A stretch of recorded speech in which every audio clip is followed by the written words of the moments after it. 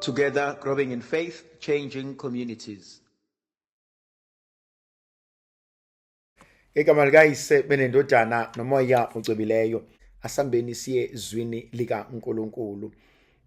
Khona izwi engifisa before ngezwini lika uNkulunkulu engifisa ulibhale phansi. I'd like you to write this down for me. Lokhu esikwenzayo thina abantu kuphelelise wena Nkosi ngobuNkulunkulu bakho. Esikwenzayo, that's the word. Esikwenzayo ngobuntu bethu wena Nkosi kuphelelise ngobuNkulunkulu bakho. Esikwenzayo ngobuntu bethu wena Nkosi kuphelelise ngobuNkulunkulu bakho.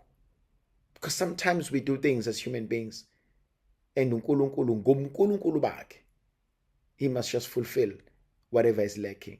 He must perfect our effort. Esikwenzayo ngobuntu bethu wena Nkosi kuphelelise ngobuNkulunkulu bakho.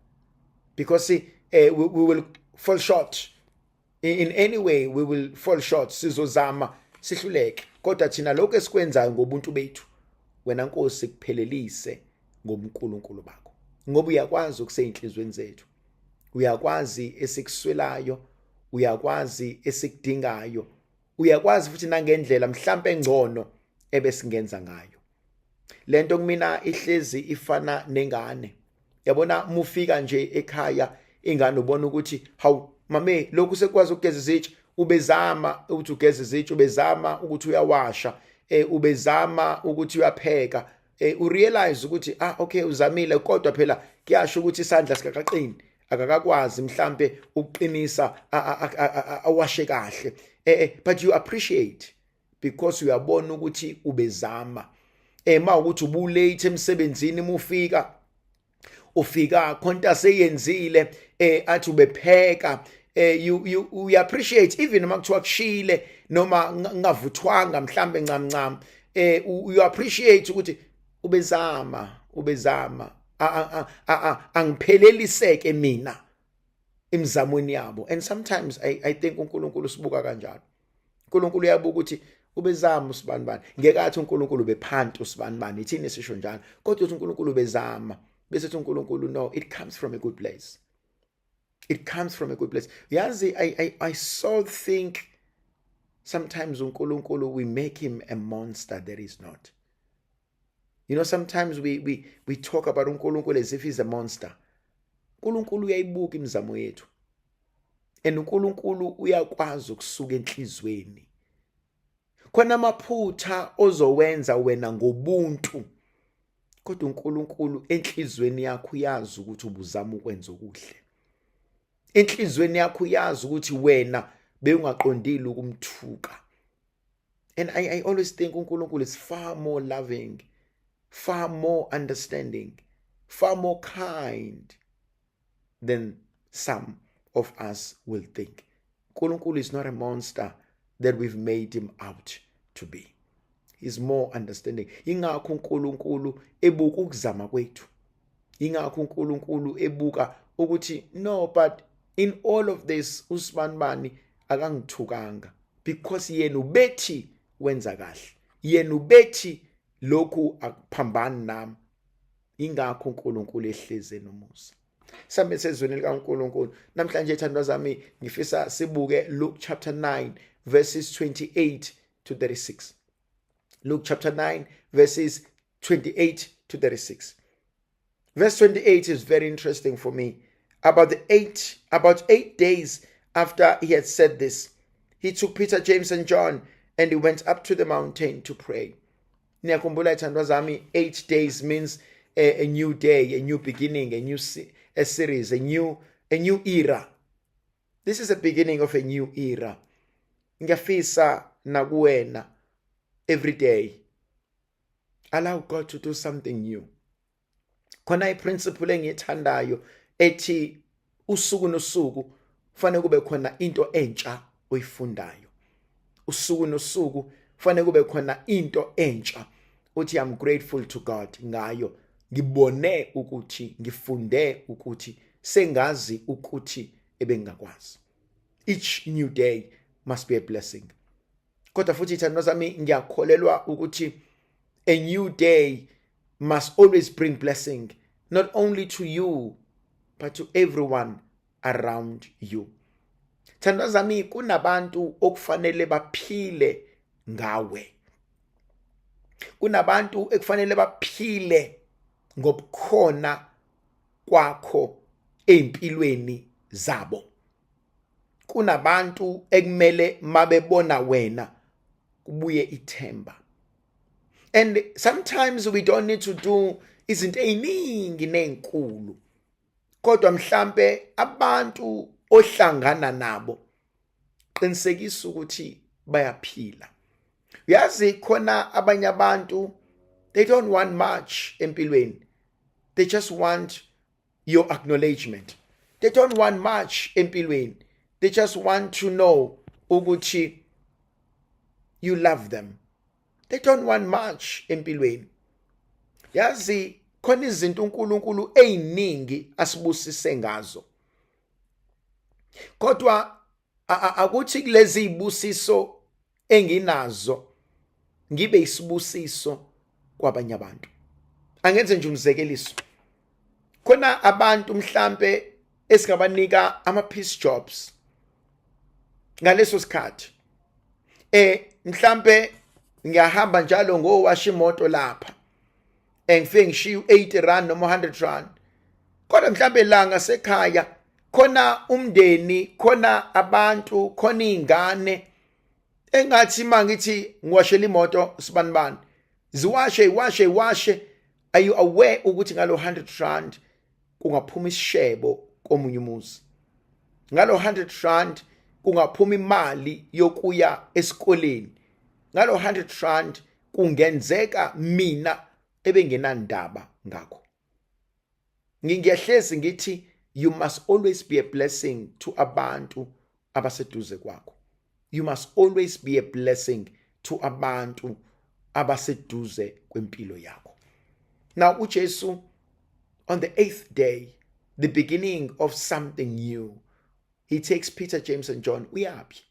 Uye entabeni, uyonzana, uyokhuleka. That's another thing engifuna ukukhuluma ngayo. Ngiyacela sithando sami. Ngiyacela.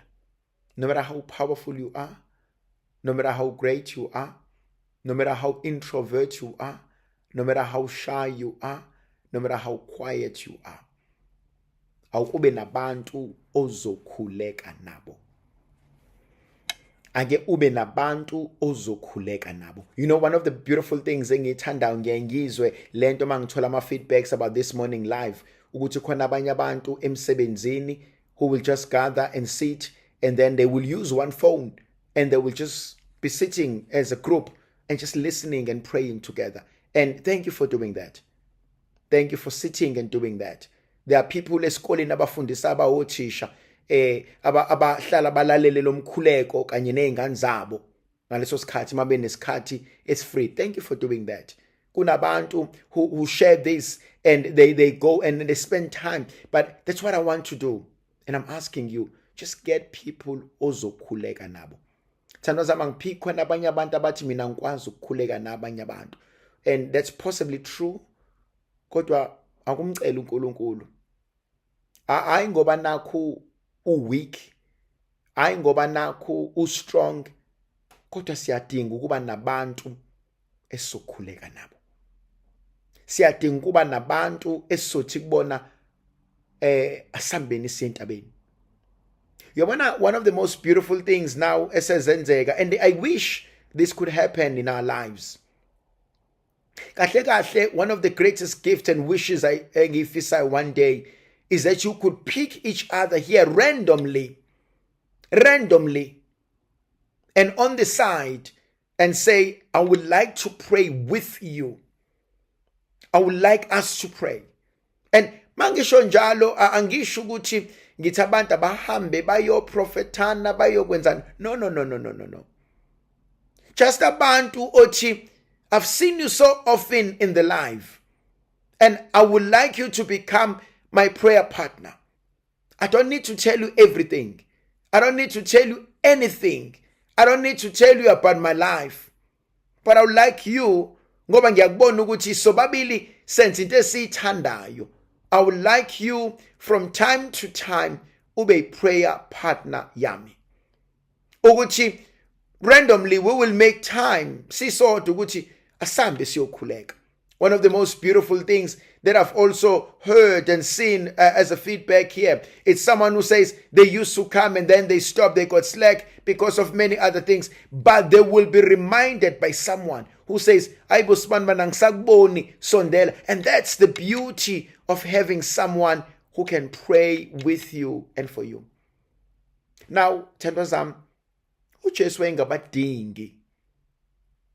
wayengabadingi kodwa uyabacela asambeni siyokhuleka.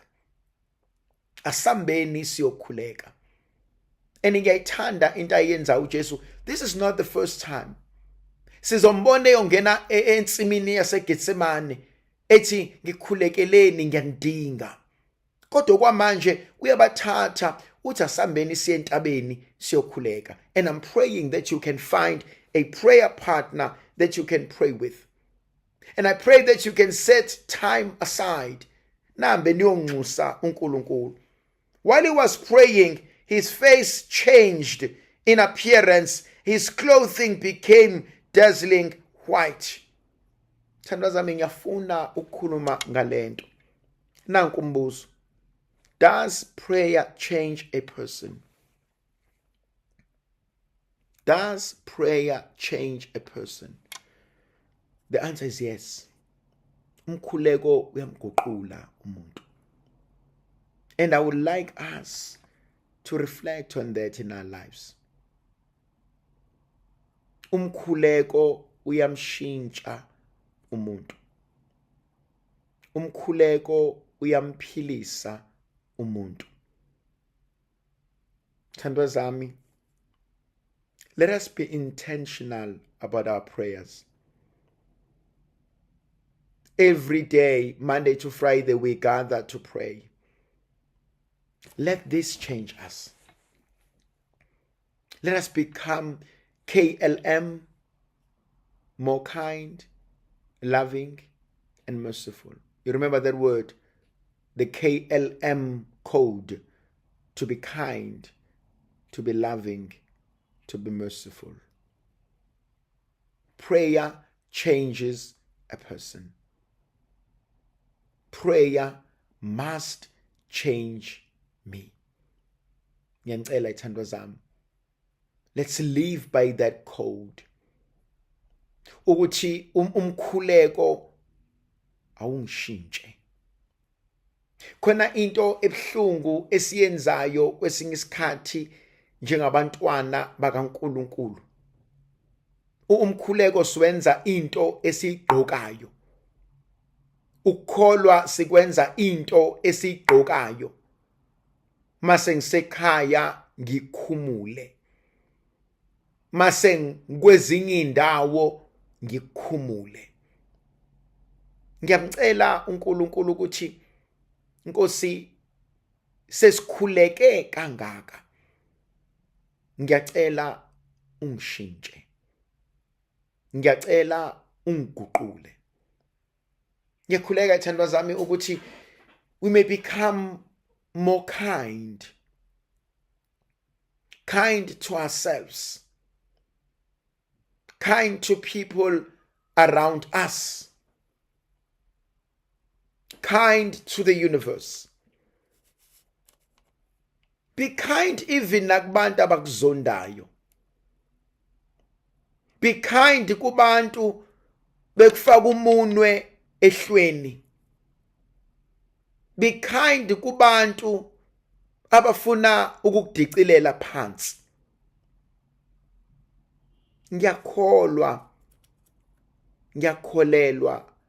kumkhuleko. Umkhuleko awushintshe.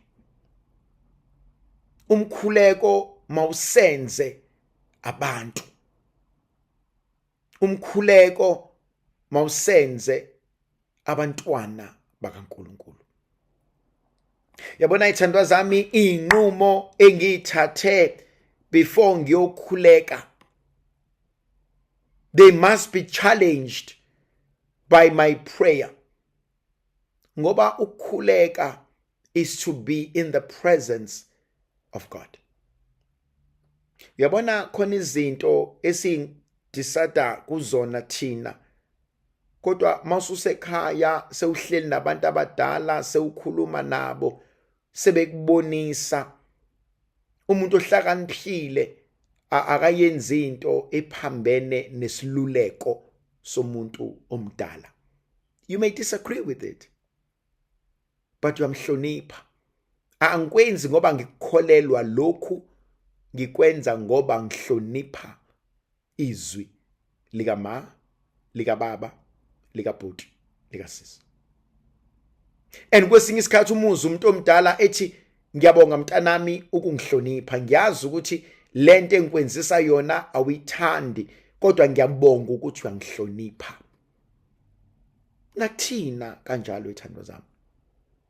Khona izinto engithi mina zenze ngoba uhlonipha izwi lomuntu omdala.